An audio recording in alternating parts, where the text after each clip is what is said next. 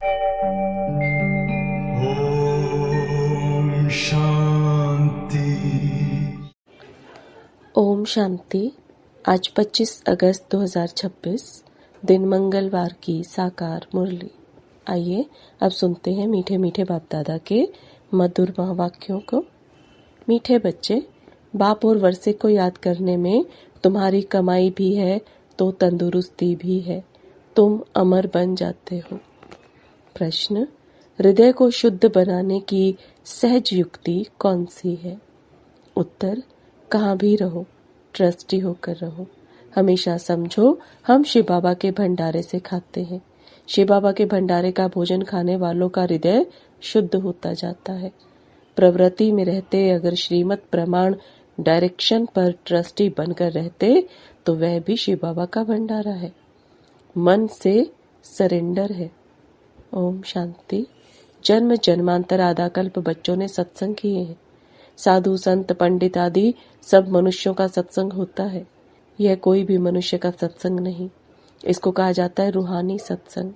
Supreme रूह रूहों के साथ रूह रिहान अर्थात सत्संग करते हैं। यहाँ तुम कोई मनुष्य से नहीं सुनते हो, ना देवताओं से सुनते हो। तुम सुनते हो भगवान से। भगवान को हमेशा निराकार कहा जाता है और भगवान आते ही तब हैं जब बच्चों को भगवान भगवती बनाने के लिए पढ़ाना है। भगवान और भगवती का पद सिवाय भगवान के कोई दे ना सके। तुम बच्चे जानते हो कल्प कल्प संगम युग होता है तो निराकार भगवान आकर हमको ज्ञान देते हैं। यह भी सिर्फ तुम ही समझते हो, दूसरा कोई मुश्किल समझ सके। शिव बाबा आते हैं जरूर, परंतु उनके बदले श्री कृष्ण को गीता का भगवान कह दिया है तो जरूर सबकी बुद्धि में मनुष्य तन ही आता होगा। तुम ही दैवी गुण वाले थे और अब आसुरी गुण वाले बने हो, फिर अब दैवी गुण वाले बनते हो। दैवी गुण वालों को ईश्वरीय संप्रदाय, आसुरी गुण वालों को आसुरी संप्रदाय कहा जाता है। अब निराकार बाप निराकार संप्रदाय अर्थात आत्माओं को पढ़ाते हैं, इसलिए कहा जाता है ईश्वरीय संप्रदाय अथवा रूहानी संप्रदाय, जिन्हें रूहानी बाप आकर पढ़ाते हैं। अभी तुम रूह अभिमानी बनते हो। हम आत्मा हैं, बाप हमको पढ़ाते हैं, कहते हैं मुझे याद करो तो तुम्हारे विकर्म विनाश होंगे। रूहों को ही पढ़ाते हैं, वही नॉलेजफुल है और ऋषि मुनि आदि तो सब नेति नेति कहते गए, अर्थात हम रूह को नहीं जानते। जब तक वह ज्ञान सागर सम्मुख ना आए तो ज्ञान कैसे समझाए? यह अच्छी रीति समझने की बातें हैं। हमको कोई मनुष्य नहीं पढ़ाते हैं, हमको बाप पढ़ाते हैं। वह है बेहद का बाप निराकार। यह भी बच्चों को समझाया है। साकार और निराकार दो बाप हर एक को होते हैं, एक रूहानी और दूसरा जिस्मानी। रूहानी बाप ही आकर रूहों को पावन बनाते हैं। तुम जानते हो हम पावन थे, पतित बने, फिर पतित से पावन कैसे बनते हैं? चित्र भी सामने है। बाबा राय देते हैं कि घड़ी घड़ी चक्र के सामने जाकर बैठो तो बुद्धि में सारा ज्ञान आ जाएगा कि हम अभी संगम युग पर बैठे हैं। और सभी अपने को कलयुग में समझते हैं। कलयुग को घोर अंधियारा कहा जाता है। अभी तुम हो संगम पर, अभी तुमको रोशनी है। सतयुग में फिर तुमको यह ज्ञान नहीं मिलता है। बाप जब आते हैं तब ही घोर सोचरा होता है। यह संगम युग है ही कल्याणकारी युग। इन जैसा युग कोई होता ही नहीं। जबकि बाप आते हैं, सतयुग को कल्याणकारी नहीं कहेंगे, वहाँ किसी का कल्याण नहीं होता है। कल्याण संगम पर ही होता है। सतयुग में तो है ही कल्याण। संगम पर कलयुग को सतयुग कल्याणकारी बनाते हैं। तो अब तुम्हारा देखो कितना कल्याण होता है। सिर्फ बाप और वर्षे को याद करने में कितनी तुम्हारी कमाई है। कमाई की कमाई भी है और तंदुरुस्ती की तंदुरुस्ती भी है। तुम्हारा जीवन अमर बनता है, तुम्हारी कभी अकाले मृत्यु नहीं होती है। तो बच्चों को कितनी खुशी रहनी चाहिए, क्योंकि तुम्हारी बुद्धि में सारी नॉलेज है।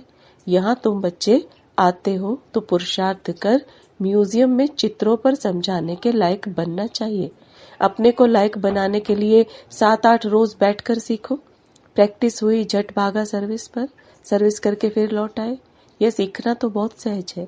चित्र को सामने देखने से ही बुद्धि में आ जाता है कि हम संगम पर बैठे हैं। आज की दुनिया में बहुत मनुष्य हैं, कल बहुत थोड़े होंगे। इतने यह सब वापस जाने हैं। अभी बाप स्वयं आए हैं। बच्चों की कितनी इज्जत रखते हैं। दूर देश का रहने वाला आया देश पर आए। रावण का देश पराया देश है ना। राम के देश में तो कभी रावण आ ना सके। अभी तुम बच्चों की परवरिश तो बाप के हाथ में है। बस तुम ही से खाऊं, अर्थात तुम्हारे ही भंडारे से खाऊं।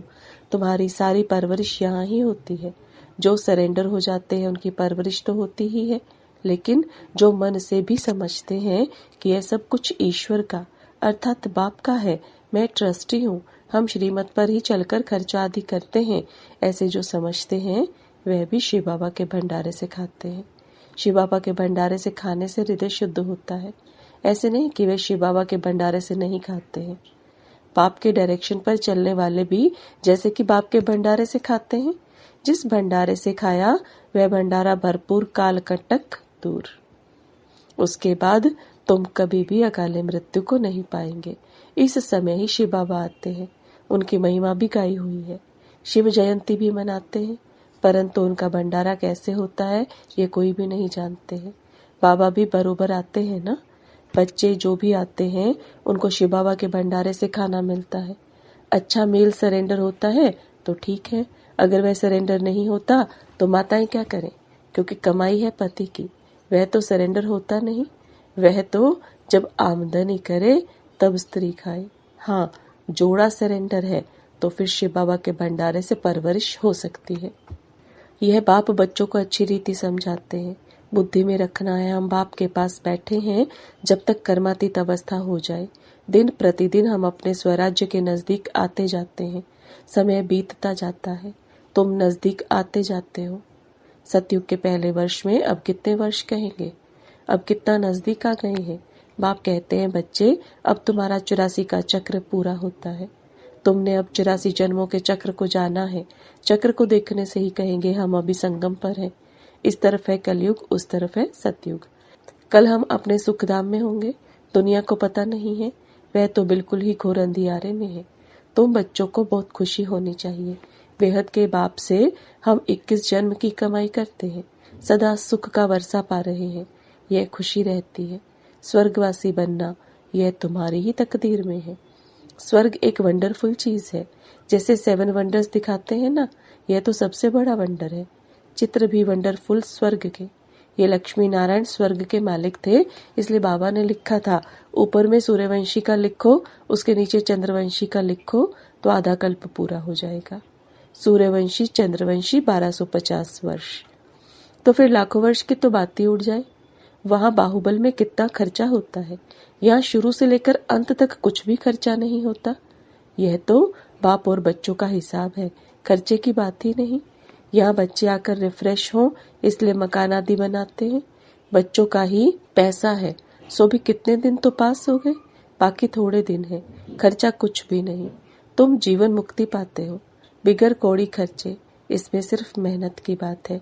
भगवान को तो सब भक्त याद करते हैं, परंतु यह नहीं जानते कि भगवान कौन है। भगवान को न जानने के कारण बहुतों को भगवान मान लेते हैं। अब तुम बच्चों को सच्चे बाप का परिचय देना है। तुम बच्चों को अथाह खुशी रहनी चाहिए। बेहद का बाबा हमको पढ़ाते हैं स्वर्ग का मालिक बनाने के लिए। बाबा आकर स्वर्ग की स्थापना और नर्क का विनाश कराते हैं, इसलिए महाभारत लड़ाई भी साथ में है। हर 5000 वर्ष के बाद यह चक्र फिरता है। बाप भी कल्प कल्प कल्प के संगम युगे आते हैं। गीता में उन्होंने फिर युगे युगे लिख दिया है, जो भी 5 युग है। 5 बार आए, फिर 24 अवतार फलाना अवतार क्यों लिख दिया है। मनुष्य कितने यज्ञ तप तीर्थ आदि करते हैं, समझते हैं ये सब रास्ते भगवान से मिलने के हैं, परंतु भगवान के पास तो कोई भी जा नहीं सकते।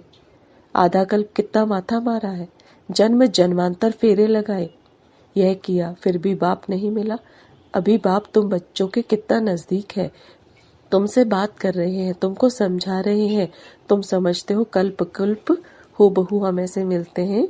जो कुछ बीता कल्प कल्प होगा वही दादा जोहरी होगा, फिर उसमें ही बाबा प्रवेश करेंगे। फिर वही बच्चे आकर बाप के बनेंगे और फिर से स्वर्ग का वर्षा लेंगे। यह बाप का तुम बच्चों के साथ अनादि अविनाशी पाठ कल्प कल्प ऐसे ही रिपीट होता रहता है।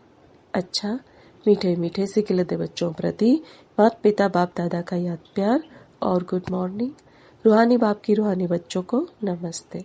रूहानी बच्चों के रूहानी बाप दादा को याद प्यार, गुड मॉर्निंग और नमस्ते। धारणा के लिए मुख्य सार, यह कल्याणकारी संगम युग है। इसमें हर बात में कल्याण है, कमाई ही कमाई है।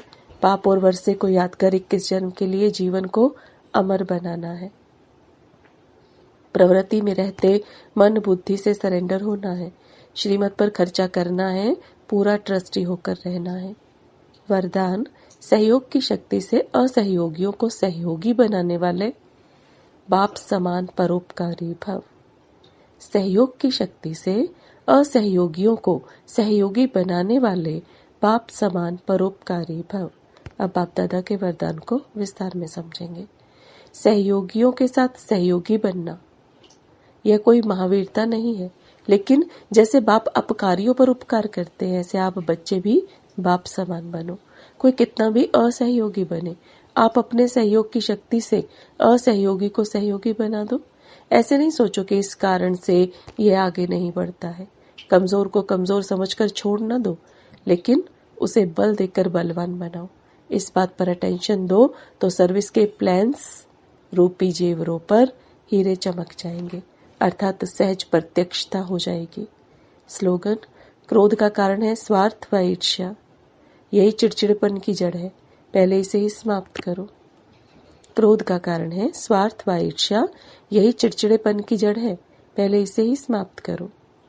ये अव्यक्त इशारे अपवित्रता के बीज को भी समाप्त कर संपूर्ण स्वच्छ अर्थात पवित्र बनो।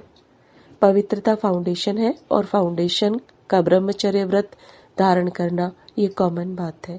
लेकिन अभी आगे बढ़े हो तो बचपन की स्टेज नहीं है, अभी तो वानप्रस्थ स्थिति में जाना है। मैं ब्रह्मचारी तो रहता हूँ, पवित्रता तो है ही, सिर्फ इसमें खुश नहीं हो जाओ। मूल फाउंडेशन अपने संकल्प को शुद्ध बनाओ, ज्ञान स्वरूप बनाओ, शक्ति स्वरूप बनाओ। संपूर्णता को प्राप्त करने के लिए दादी प्रकाशमणि जी का गुप्त पुरुषार्थ। उनके 19वें पुण्य स्मृति दिवस निमित्त विशेष धारणाएं। दादी जी ने सब जवाबदारियां संभालते हुए लक्ष्य रखा कि मुझे सर्वगुण संपन्न, सर्व कलाओं में संपन्न, निर्विकारिता में भी संपन्न बन संपूर्णता की मंजिल को प्राप्त करना ही है। दादी जी ने मन वचन कर्म से डबल अहिंसक बन सबको सुख दिया और सुख लिया। मनसा से भी किसी आत्मा को ना दुख दिया और ना दुख लिया। दादी जी सदा एक बाप की ही आकर्षण में रही। उन्हें किसी भी पुरानी वस्तु, व्यक्ति व तत्वों ने अपनी तरफ आकर्षित नहीं किया। सदा एक बाप की याद में रह अपनी सूक्ष्म वृत्तियों को भी एकाग्र किया। सदा साक्षीपन की स्टेज में रह सदा साथी के साथ का अनुभव किया। उनकी दृष्टि वृत्ति में रूहानियत और अलौकिकता थी। उनके संस्कारों में इतनी रॉयल्टी थी जो उनकी आंख किसी में भी नहीं डूबी। उन्होंने किसी का अवगुण चित्त पर नहीं रखा, किसी के अवगुण नोट नहीं किए। सदा पर चिंतन, पर दर्शन और परमत से मुक्त रह स्वचिंतन में रही। दादी जी ब्रह्मा बाबा के समान सदा निर्माण रही। निराकारी और निरअहंकारी स्थिति में रहने का अभ्यास किया। सदा स्वयं को सेवाधारी समझा, कभी अपनी महिमा स्वीकार नहीं की। किसी ने निंदा की तो घबराई नहीं और महिमा में खुश नहीं हुई। हर बात में अपनी स्थिति समान रखी।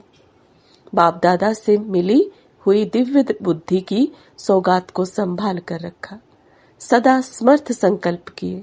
हर कर्म श्रीमत प्रमाण हो, उसमें जरा भी मनमत व परमत मिक्स न हो। दिव्य बुद्धि के आधार पर हर संकल्प, बोल और कर्म हो, यही लक्ष्य रख संपूर्णता को प्राप्त किया। सदा एक बल, एक भरोसा, एक से ही सर्व संबंध, किसी तरफ भी झुकाव नहीं। सदैव भाई भाई की वृत्ति से सबको देखा और रहम दिल के गुण को धारण कर कमजोर आत्माओं में बल भरा, अपकारियों पर भी उपकार किया। हर छोटी बड़ी परिस्थिति को नथिंग न्यू की स्मृति से पार किया। कोई भी दृश्य को देख क्या कि प्रश्नों में उलझने के बजाय सदा साक्षी भाव को धारण कर सदा हर्षित रही।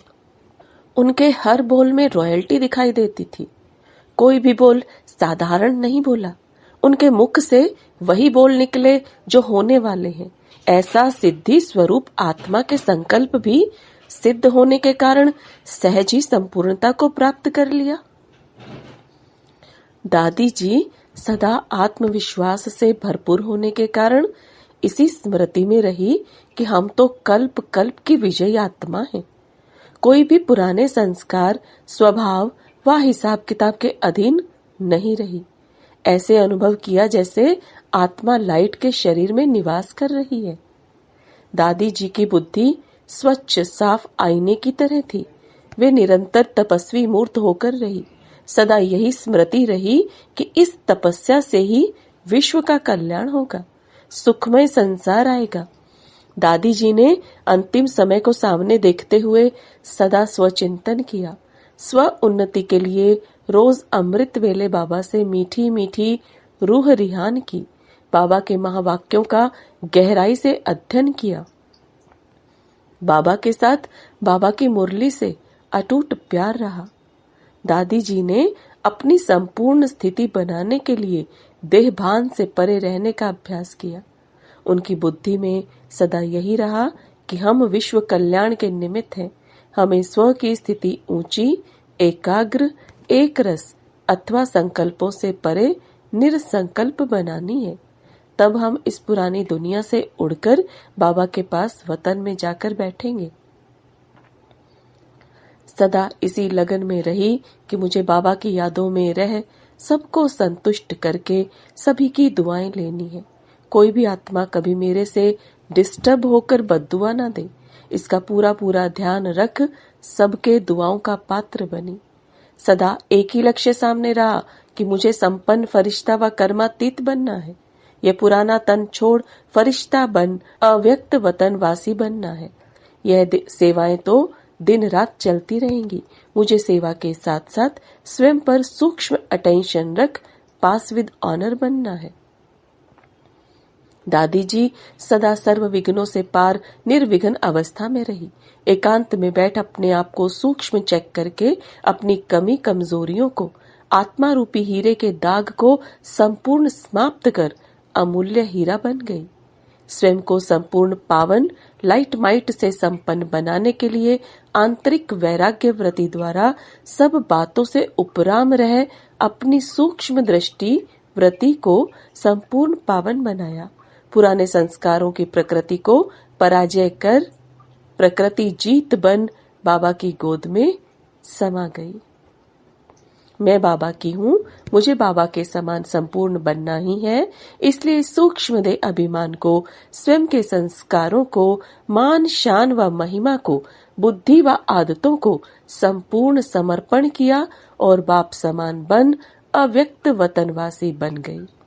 अच्छा, ओम शांति।